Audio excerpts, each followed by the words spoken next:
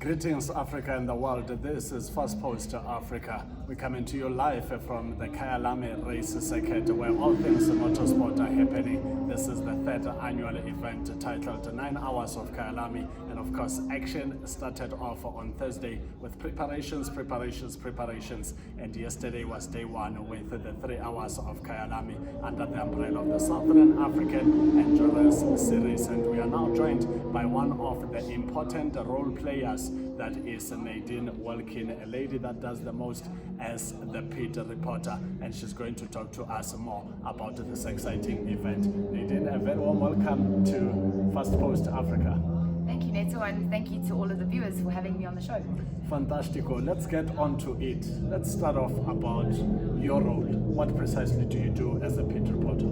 So my job is to basically, everything that is happening inside the pits that the viewers can't see from their home or the track, it's my job to basically paint a picture for them so that they have an understanding of what's happening, why the cars have pulled into the pits, what is going on, why the drivers are doing a change, any information that they require. I basically feed them the show. That sounds hectic, so you can't be on your WhatsApp. You've got to always be focused, yeah, right? 13,000 steps, and we're only halfway through the race today. Wow. Yeah. 13,000 steps. Yes. How many steps do you think you would have completed by end of the session? I'm not sure. Maybe over 20? Yesterday I did 22,000. 22,000. Yes, and that Wow. was a 3.5 hour with a couple support races as well. Talk to us about 9 hours of Kayalami. What does the event entail? Okay, so this weekend has actually been more of a special weekend because it's been a double header. So yesterday we had 3 hours 20 minutes where the drivers basically in teams of 2, 3, today is 2, 3 or 4 drivers in the team. They're basically running for the championship, and today is we're offering double points. So each time a team wins they earn 50 points. So today's 100 points up for grabs. Yesterday they were driving for 3.5 hours, today they're driving for 9 hours to try and take the championship. So, Wow, yeah. super exciting indeed. And we also got to witness you issuing out awards, trophies to those that have done wonders. Can you talk to us about those prizes that these drivers have won? So that was for the Super V SA Championship. They've been with us, I'd say, from about, I think, maybe halfway through the year. It's the Liquid Molly group, and they've signed up with us for next year. Those are like little Formula V cars, and only they're single seaters, so they only one driver, and they do sprint races.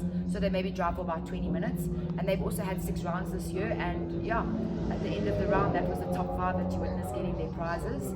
And yeah, it's a fun little series. I think the youngest driver is 15 years old, and their oldest driver, sure, I think he said to me it was 78 or something. So yeah, it's a vast range, it's so diverse. We've got rappers there, that's a front guy that took 4th place. He's actually a South African actor. So yeah, anyone can join, it's really lovely. I also got to speak to Brandon Hills. What an amazing family story there, where he was talking about the interest that was triggered by his father. And he was in competition, he won the first prize, the father won the second prize, and the brother won the third prize. Correct. What a marvelous story. Yeah, the Hill family, that's Brandon, Vaughan, and I call him Papa Hill because it's a P, I think it's Paul, but I'm not sure, I can't remember off the top of my head. Motorsports in general is a family sport. You would actually be quite surprised if you walked with me through the pits and I showed you all the father and son duos and father and daughter duos. Then there's that trio. It's a big thing with families.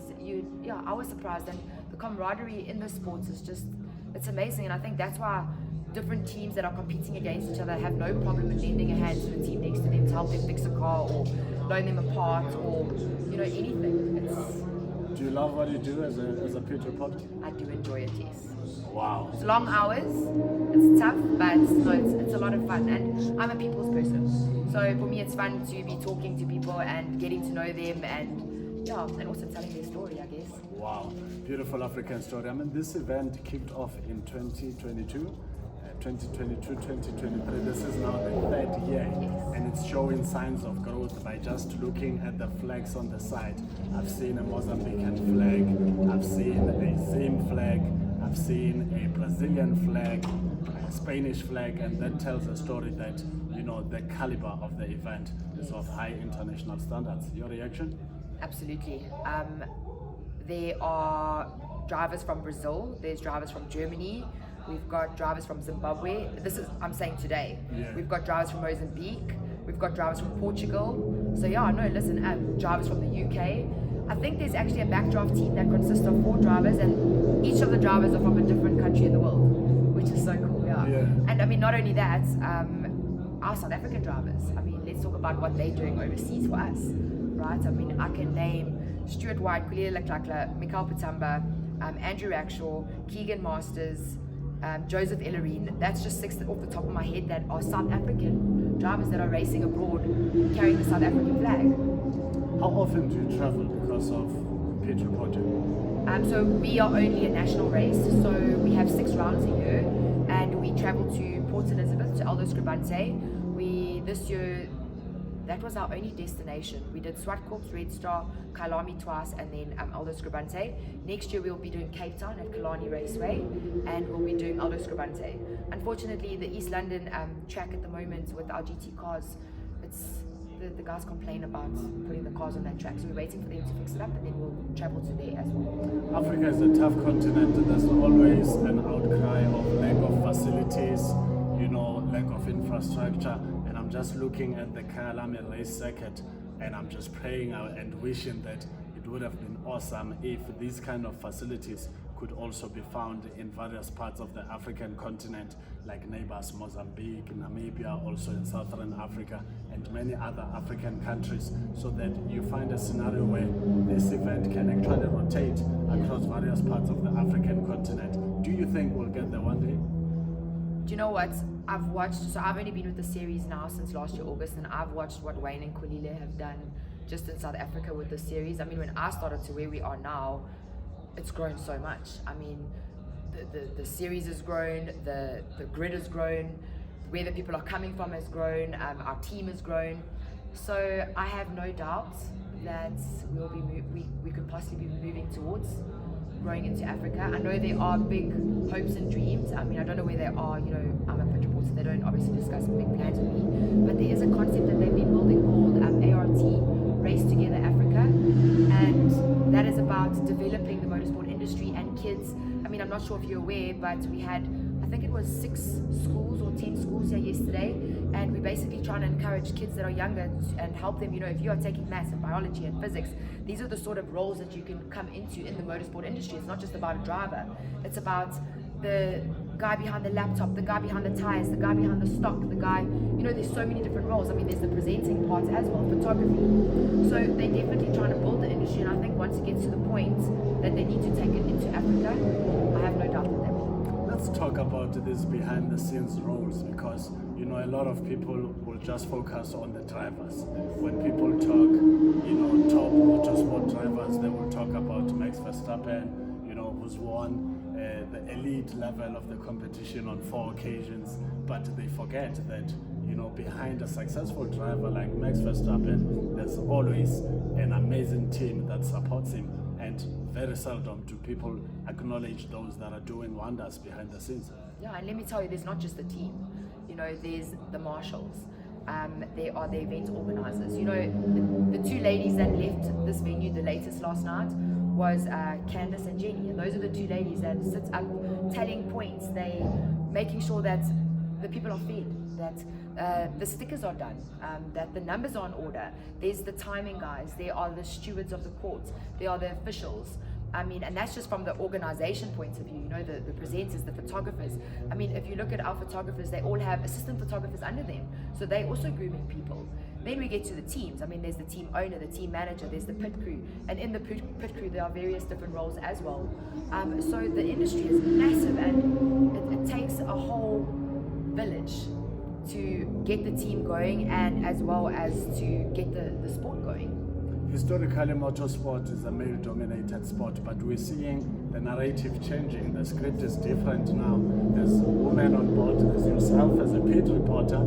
There's other women like Fabienne Lance, the race queen, and many others that are playing an important role in being part of motorsport. What have you witnessed in terms of appetite from African queens coming on board to be part of motorsport? I think ladies are possibly afraid. They see, there's always been that sort of equality thing, like, there's certain things that men are meant to do and certain things that women are meant to do. I think by us having the few women that we do have in the motorsport industry currently can encourage women. I've definitely seen a bit of growth, but I don't think as much as what is possible. Myself, I've been in a couple hot laps. I'd love to drive one of these cars, but I'm scared, I'm scared that what if I crash the car? I'm scared to be behind and going at a high speed around this track. But just like everything, I think once you get behind the wheel and you start practicing, you get comfortable. I think it's just important though to encourage the women from a younger age. I feel like the boys and the men, they start at the ages of karting 4, 7, Super V is 15 is the required age. I think that we need to encourage the females to start at a younger age so that they grow into the sport. It's much harder. We've got a young lady, Henriette, that started in the Super V as well, and she only started at the beginning of this year. I think she's in her 20s. She's a bit more conservative in driving, but she's got there now. Like next year, she's like, I'm going to push it. So I just think it's about confidence, and also remembering that men are not scary. They're actually pretty helpful, and they want you to join them, and they're not going to, bully you or anything like that. They're going to coach you and help you, because everyone in the motorsport industry wants more people to join. They want more people to come and witness and enjoy the vibe and the experience and be part of the family. What are some of the success stories that you've told as a pit reporter? Well, there's plenty. Every time I give them a #1 trophy, I suppose also, just when there's been times when the car breaks down about 4 or 5 times and the pit reporters listen to me. The pit crew are working on that car non-stop and they manage to get it going again. That's a success story for us. And then they managed to make a podium, even if it's only 3rd place or whatever, they're still on there. Success stories as always, the Inter Africa team for me, they're just such a lovely family team, watching them get out the car and all hug each other and cheer each other on, and watching them not only hug the drivers, but, give, appraisals to the pit crew, and, everyone gets treated equally, and also standing in the pits and suddenly they overtake someone and the guys are like, yeah!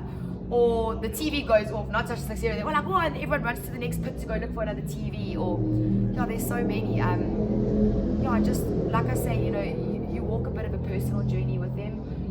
Everyone's got problems, everyone's fighting things that we don't know about, and just to see those people light up in the cars, it's a whole success story on its own. So just everyone's little personal achievements and stuff, and also the guys, like I say, that have been overseas and we watch them on TV there, and now I'm standing next to them in the pits, and he just got a world award, and now I'm giving him an award. It's a wonderful industry to be a part of. There's just a lot of success stories. Beautiful. Your gear. Yes. Amazing. Tell us more about it. So it is an overall that is a fireproof overall, so it protects me while I'm in the pits. Also, the drivers wear the same kits, so they protect when they're in the car. It actually has like a different sort of material in here, and that's where the fireproof is. I'm sponsored. I'm lucky enough, blessed enough to be sponsored by ATS and Dunlop, so they give me all my kits and my gear to make sure I'm safe, as well as a lot of the drivers. They also supply our tires for the series, and they basically kit us all out. So I've got a pretty suit. I've actually got 2. I've got a red one this weekend as well, but they weren't able to brand it yet, just with the SES and stuff. So I'm pretty spoiled. Wow, super amazing indeed, marvelous African story. Where to from here? What's your calendar looking like? For the weekend or? Just moving forward. So next year we kick off on the 22nd of February with our first race. If I'm not mistaken, I think it's at Swartkops Raceway in Pretoria. And then we have 6 rounds throughout the year. So that's for the racing category. We'll end off again at Kayalami for our 9 hours. And as for me, for tomorrow, I'm going to be sleeping with my feet up. My boyfriend's going to serve me food and he's going to rub my feet. I was about to ask you, after a demanding weekend like this one, how do you bounce back from it? So listen, having the comms in your ear the whole time, and then you're still talking to the driver, and you're still trying to watch what's going on around you. It's tough. It's heavy on the head. Emotionally you're drained. You walked 22,000 steps. You were supposed to eat, but you didn't have time, and then you don't want it because now you got bread stuck in your tooth, or you're just living on Red Bull and water and a bit of coffee. So you feel it the next day. Especially for me, I don't know if it's the same for the drivers, but your head's sore. So I never ever book anything the day after a race, just so that I can. But also I'm still a baby at this, right? I've only been doing it for a year and a bit, so maybe I'll grow into it. And you're loving it. I'm loving it. If you are not pit reporting, what do you get up to? Believe it or not, I'm actually a hairdresser. Oh yeah? Bryanston, yes. Wow, and how's that going? I love what I do. I really do. It doesn't feel like work. It's art. What triggered your interest into hairdressing? So my mother's actually a hairdresser, and my aunt and my cousin. And when I left school when I was 18, my mom said to me, study hairdressing. I was like, nope, I don't want to be like you. Went through all the different things, you know, sales, events, studied this, wasted my dad's money. And then when I turned 30, I decided to go study hairdressing.